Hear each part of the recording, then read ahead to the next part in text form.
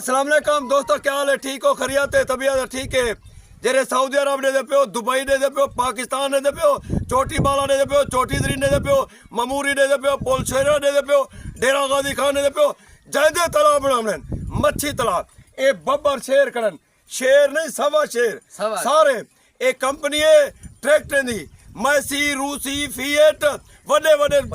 85 76 72 tractor इन्हें मौजूद होंदन ए वड्डा इदारा ही वे वड्डी कंपनी में घर रहने होवन वाला तालाब बनाने होवन सड़का बनाने होवन वडे वडे वन वे रोड बनाने होवन ए बब्बर शेर करन में फारूक खान जलालानी नाल राबता करे तो आपको मैं ट्रैक्टर ही दिख लेना इवें भन त्रोड़ कर देवेन मतलब है तोरे घर बना देवेन तोरे रोड बना देवेन तोरे रास्ते बना देवेन तो सब मच्छियां पैदा करो तो आपको तालाब बना देवेन फारूक खान मेरे नाल मौजूद था नसी दोस्त हैं उड़ास सही केरे केरे ट्रैक्टर हैं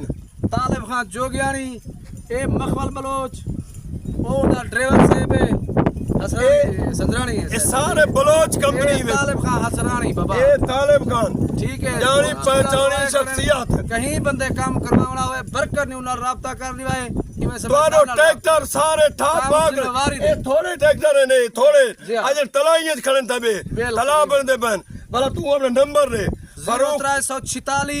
22 77 882 नंबर है फोन ये फोन नंबर है व्हाट्सएप नंबर है इन दो राब्ता करे दो जेरे दोस्त अपने काम करवावन बारत ना और लोकी के भी एक कंपनी रायत करें दिए यार कोई अपने पैसे बचवाओ इन दो राब्ता करो फरूक नाल ठीक है शुक्रिया थैंक यू